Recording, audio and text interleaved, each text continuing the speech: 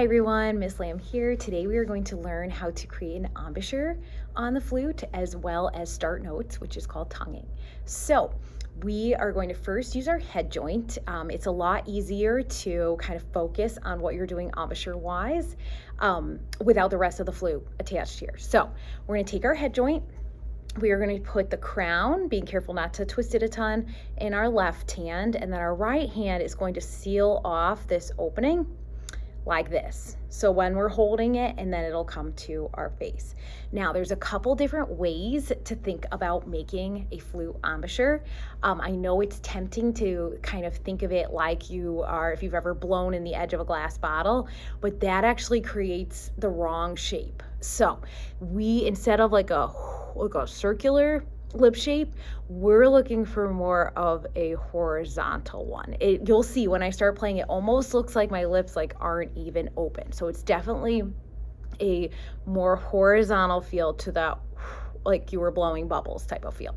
So the first way to think of it is to think about pronouncing the word P-I-U. So poo. Notice what my lips look like there. Another way to think of that is if you're cooling down like soup or a really hot mug of cocoa. Notice my lips barely look like they're even open. And the third way, you're gonna take the edge that's closest to you of this tone hole and put that right where the pink of your lips meets your skin. And then once it's there, you're gonna roll it towards you. And this is the sound that we're looking for.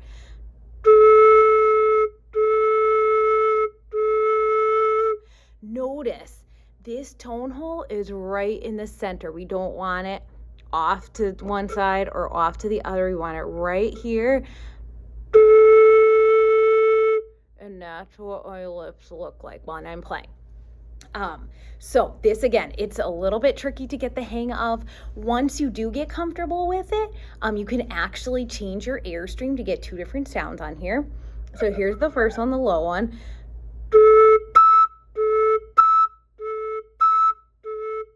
So I'm getting like a low and a high, and it's actually a lot of fun to change your airstream, but we'll delve into that later. For right now, just focus on getting that low sound.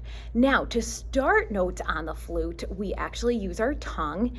If we just use our air, like if you do that a couple times, you already start to feel lightheaded. So we want to make sure that we're not going the route of just darts of air, that we're actually using our tongue. It'll make it a lot easier to play.